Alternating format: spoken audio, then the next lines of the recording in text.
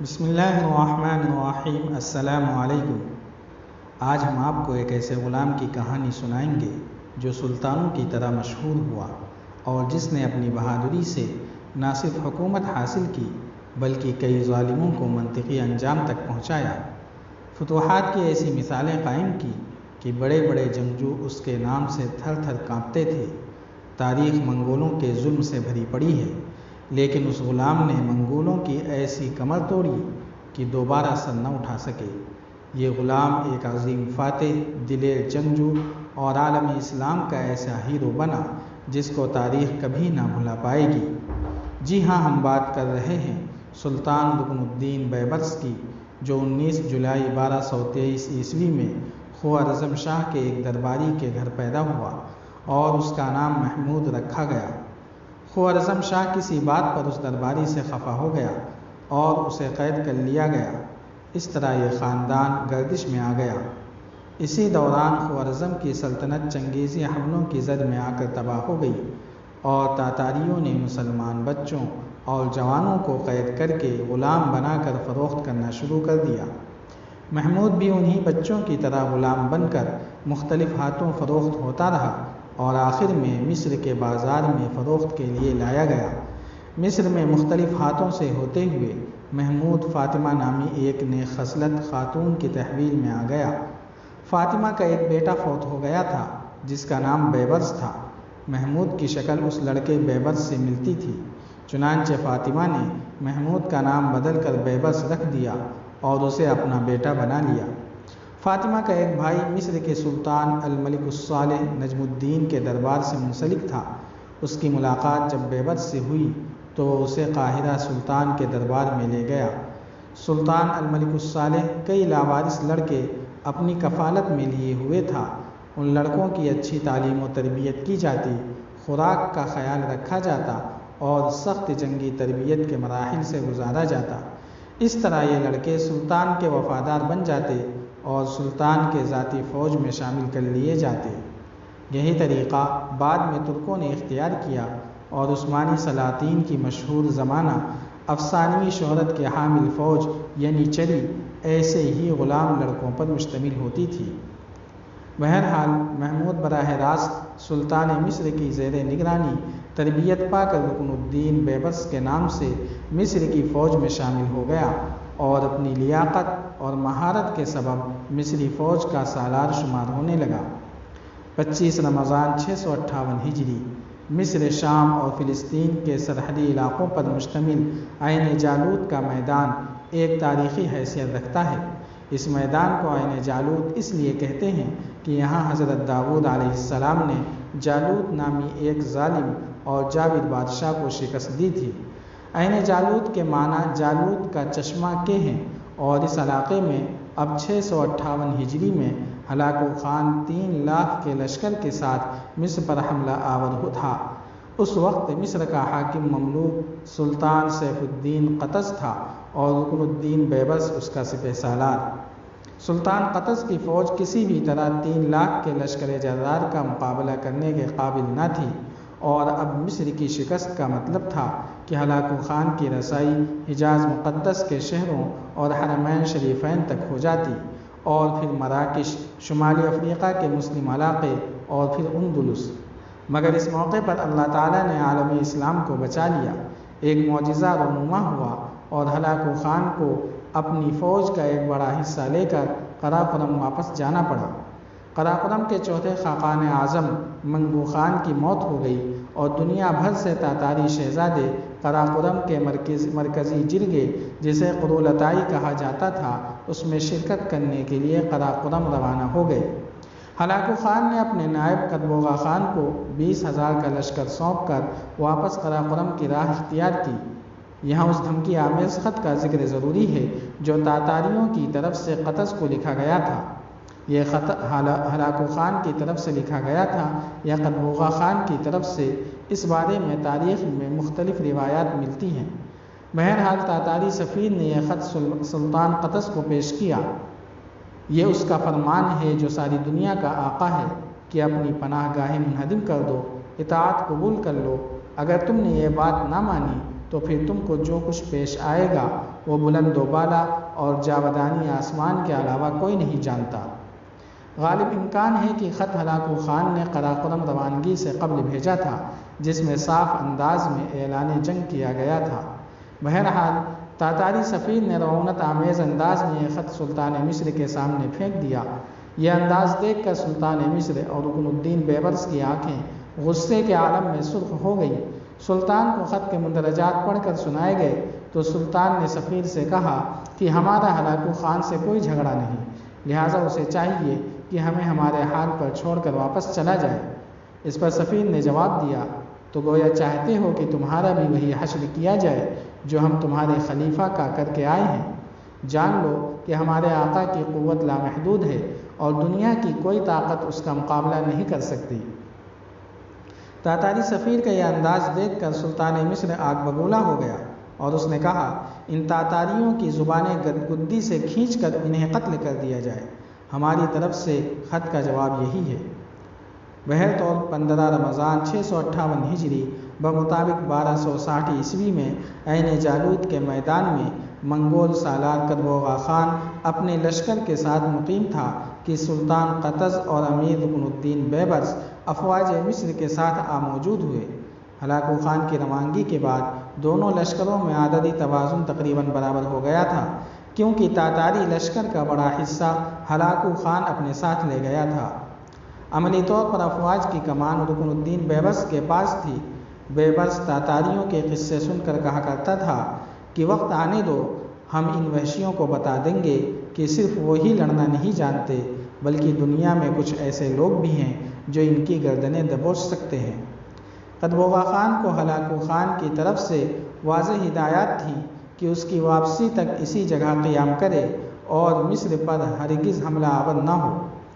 امیر رکن الدین بیبرس کو جب ہلاکو خان کی واپسی کی اطلاع ملی تو اس نے سلطان قطز کو فوراً منگولوں پر حملہ کرنے کا مشورہ دیا۔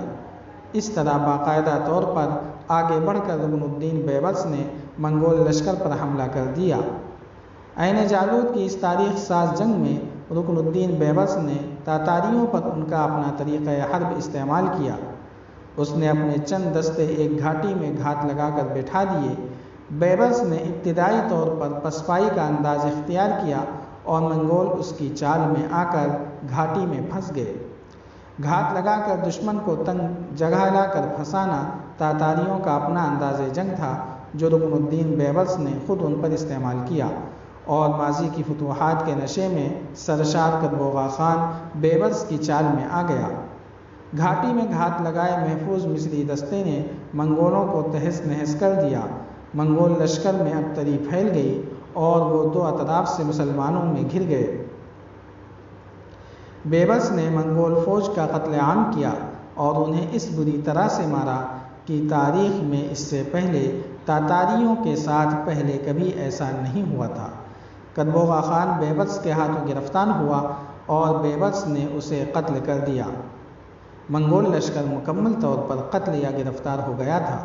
مقتول سالار کدبوغا خان کی لاش کی نمائش قاہرہ کی گلیوں میں تاتاری قیدیوں کے ساتھ کی گئی اور بعد ازاں ان قیدیوں کو بھی قتل کر دیا گیا۔ عین جالوت کے میدان میں تاتاریوں کی شکست کی خبریں شام اور فلسطین کے منگول مقبوضات میں آگ کی طرح پھیل گئیں۔ مسلمانوں نے منگول حاکموں کے خلاف بغاوت کر دی اور جگہ جگہ سے خبریں آنے لگیں کہ مسلمانوں نے تاتاریوں سے شہر واپس لینے شروع کر دیے ہیں۔ اس طرح دیکھتے ہی دیکھتے شام اور فلسطین کی اکثر مقبوضات منگول تسلط سے آزاد ہو گئیں۔ اس طرح منگولیا سے اٹھنے والی کالی آندھی 40 سال تک مظلوم مسلمانوں کا خون پی کر 1260 عیسوی میں عین جالوت کے میدان میں رکن الدین بیبرس کے ہاتھوں اپنے انجام کو پہنچ گئی۔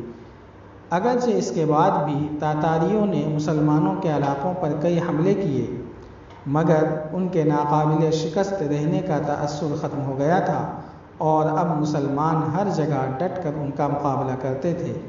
ہندوستان پر مسلسل تاتاری حملے اور خلجیوں کا کامیاب دفاع اس کی ایک روشن مثال ہے۔ معرکہ عین جالوت سے قبل سلطان مصر سیف الدین قطز اور رکن الدین بیبرس کے درمیان معاہدہ طے پایا تھا کہ فتح کے بعد شام میں حلب اور اس کے اطراف کے علاقے بیبرس کے تصرف میں دے دیے جائیں گے، مگر بعد میں سیف الدین قطز مکر گیا اور اس طرح قطز اور بیبرس کے درمیان رنجش پیدا ہو گئی، اور معرکہ عین جالوت کے چند دنوں بعد ہی پر اسرار طور پر سلطان قطز قتل کر دیا گیا اور رکن الدین بیبرس سلطان مصر بن گیا۔ سقوط بغداد کے حوالے سے ہلاکو خان کو تو اکثر قارئین جانتے ہوں گے، مگر اس مرد خونخوار کا انجام کیا ہوا اس سے اکثر لوگ ناواقف ہیں۔ آئیے یہاں کچھ تذکرہ ہلاکو خان کے انجام کا کیے دیتے ہیں۔ منگول قرولتائی سے فارغ ہو کر ہلاکو خان واپس لوٹ آیا۔ وہ سلطان بیبرس سے انتقام لینے کے لیے بے چین تھا۔ دوسری طرف قدرت کا قانون حرکت میں آ چکا تھا۔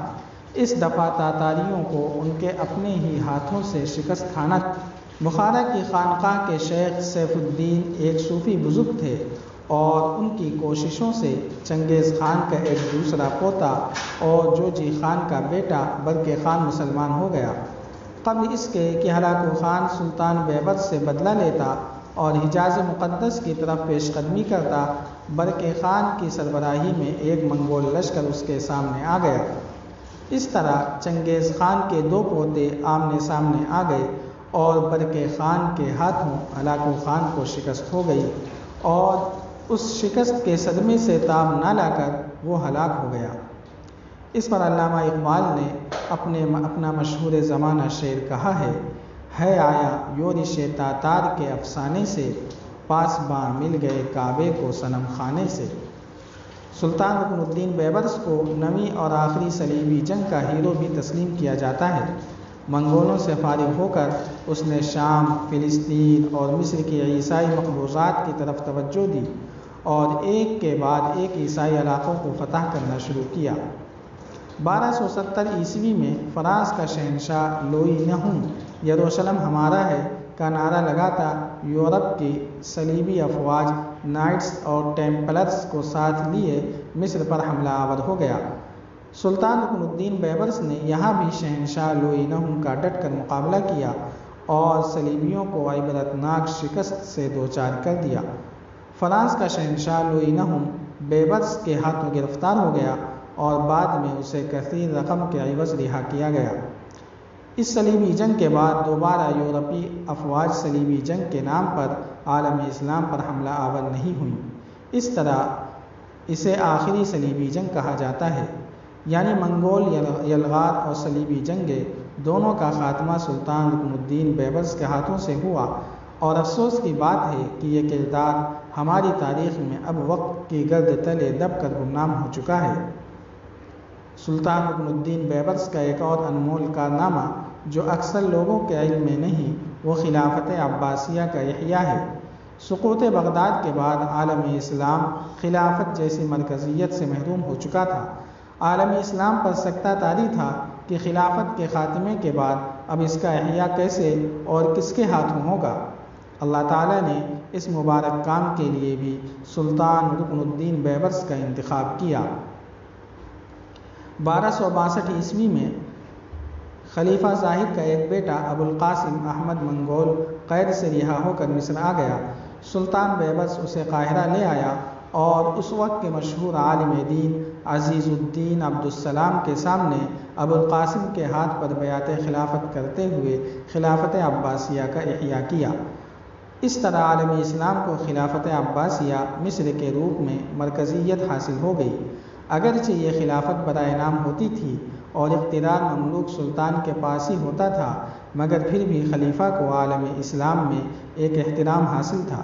یہ خلافت عثمانی ترکوں کے ہاتھوں مصر کی فتح تک قائم رہی اور پھر بعد میں خلافت کا ادارہ عثمانی ترکوں کو منتقل ہو گیا۔ اس کے علاوہ سوڈان کے عیسائی بادشاہ ڈیوڈ کو بھی سلطان بیبرس نے شکست سے دوچار کیا اور قلعہ الموت کے باطنی حشیشین فدائیوں کے خلاف بھی سلطان بیبرس نے حملے کیے۔ عالم اسلام کے عظیم سالار اور مجاہد اعظم 1277 عیسوی میں اس دار فانی سے کوچ کر گیا۔ حیرت اس بات پر ہے کہ ہمارے تاریخ دانوں نے سلطان بیبرس پر بہت کم لکھا ہے اور تاریخ کے طالب علم بہت کم اس بارے میں واقفیت رکھتے ہیں۔ منگول سیلاب سے حرمین شریفین کی حفاظت، فراز کے شہنشاہ سے بیت المقدس کا دفاع اور بغداد کی تباہی کے بعد خلافت اسلامیہ کا دوبارہ احیاء سلطان رکن الدین بیبرس کے وہ سنہرے کارنامے ہیں جو اسے ہمیشہ تاریخ اسلام میں زندہ اور جاودہ رکھیں گے۔